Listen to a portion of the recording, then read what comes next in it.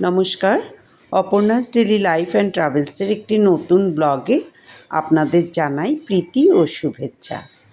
তোমরা সব সকালে কেমন আছো? সবাই ভালো আছো তো? আমি ভালো আছি।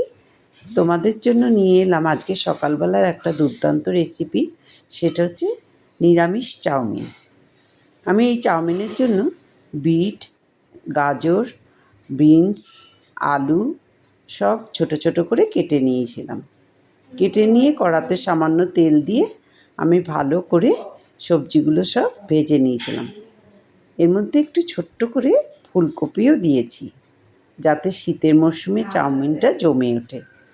তার জন্য আমি এটাকে ভালো করে সবজিটাকে নেড়ে চেড়ে ভেজে নেব। কড়াতে ভেজে নেওয়ার সময় খেয়াল রাখতে হবে যেন পুড়ে না যায় বা লেগে না যায়, সেই জন্য খুব ভালো করে নাড়াচাড়া করে নিতে হবে। আমি অপর্ণাদি, ওয়েস্ট বেঙ্গল, কলকাতা থেকে বলছি। তোমরা যারা জানো তো জানো, তোমরা যারা জানো না সকলকে জানাই আমার অনেক অনেক ভালোবাসা, অভিনন্দন।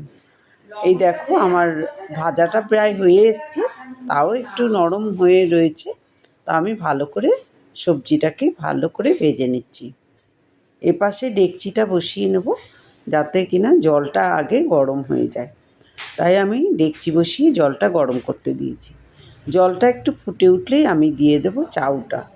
আমি অল্প পরিমাণে চাউয়ের প্যাকেট কেটে এই জলের মধ্যে দিয়ে দেব।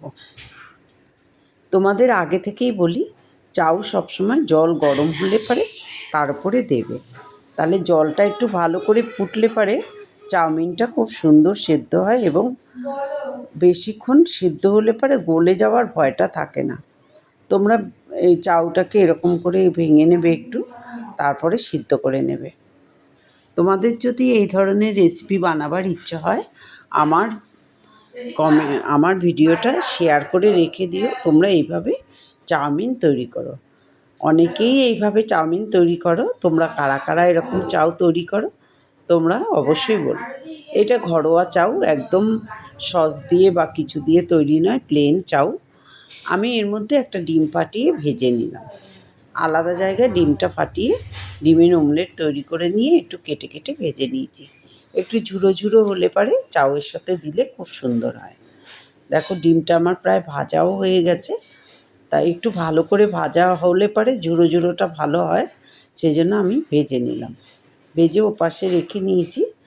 আর এইদিকে কড়াতে আমি সেদ্ধ করা চাউমিনটা দিয়ে দেবো সবজির মধ্যে। তাই জন্য আমি কড়াটা একবার বসিয়ে নেব। ডিমটা একটু গরম করার দরকার মনে করলাম, তাই জন্য আর একটু ডিমটাকে ভেজে নিচ্ছি। একটু ভালো করে ভাজা হলে ডিমটায় গন্ধ থাকে না। তো আমি চাউমিনটাকে সবজিগুলোর মধ্যে দিয়ে দিয়েছি, দিয়ে এরকম করে নাড়াচাড়া করে নিচ্ছি।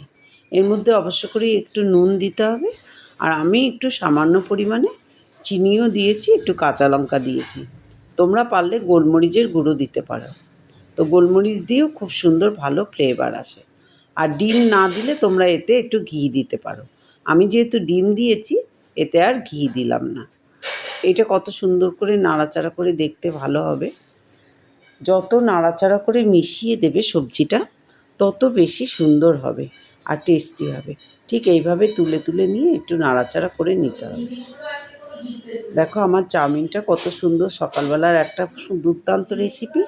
আজ এই পর্যন্ত, দেখা হবে নতুন কিছু নিয়ে।